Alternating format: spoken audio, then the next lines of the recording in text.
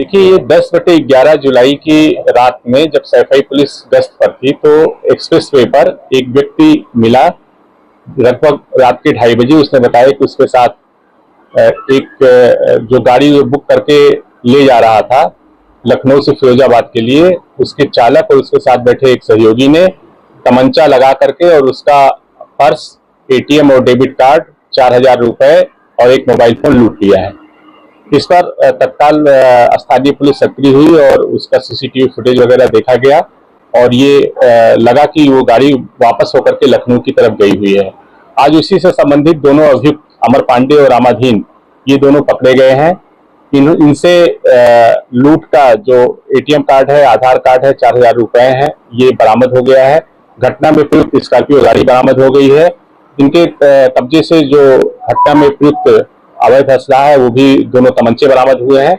इसमें interesting part ये है कि ये जो अमर पांडे है ये यूपीएससी की तैयारी 2023 में कर रहा था दिल्ली में, और वहां से फिर बाद में उसमें असफल होने पर इसके मन में खुराफात आया और इसने एक फर्जी नियुक्ति पत्र बनवाया एसडीएम का।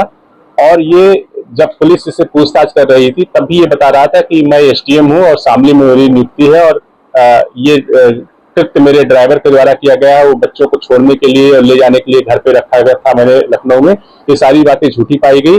वादी मुकदमा ने भी इनको पहचाना, ये स्वयं ड्राइव कर रहे थे और ये इन्होंने स्वीकार किया कि मैंने ये जो कूट रचित प्रपत्र तैयार किया है इसको टोल टैक्स पार करने के लिए या फिर इसी तरह के आपराधिक कृत्य से बचने के लिए और लोगों पे रौब जमाने के लिए इसने किया था।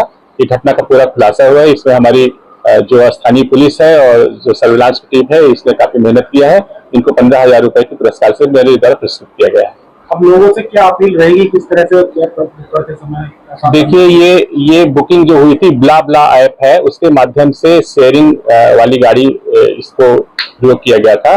तो लोगों से यही अपील है कि ऐसे किसी भी ऐप के माध्यम से अगर कोई वाहन बुक करते हैं तो कृपया पूरी सावधानी बरतें और अपने लोगों को बता करके रखें ताकि उनका लोकेशन जो है वो पता चलता रहे। क्योंकि उस दिन तत्काल उनको गश्ती पुलिस मिल गई थी, इसलिए ये सारी घटना का खुलासा हो पाया, वरना इससे गंभीर घटना भी हो सकती थी। सर, जो अभी आईएएस सरकारी है, क्या इसका कोई ऐसा डॉक्यूमेंट बरामद हुआ है ऑनलाइन या प्रमाण के तौर पर जो ये साबित करने की कि इसने फर्जी भाड़ा किया है आईएएस?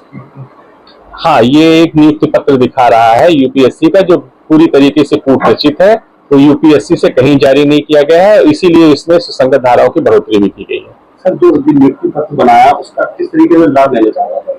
ये सिर्फ इसलिए कि अपने आप को एक तो ये अपने रिश्तेदारों में भी बता रखा था कि मैं आईएएस प्रोफेशनल हूँ और अपने दोस्तों में भी इस चीज को फैला कर रखा था और संभवतः इस प्रकार के आपराधिक कृत्य में पकड़ा गया है। और जब इसने इस चीज को स्वीकार किया है तो इसी तरह के आपराधिक कृत्यों से बचने के लिए और कह रहा था कि टोल टैक्स में हमें टोल न देना पड़े, इसलिए हम इस तरह का करते थे। और जो घटना में प्रयुक्त स्कॉर्पियो गाड़ी है उस पर भी इसने मजिस्ट्रेट लिखवा रखा है।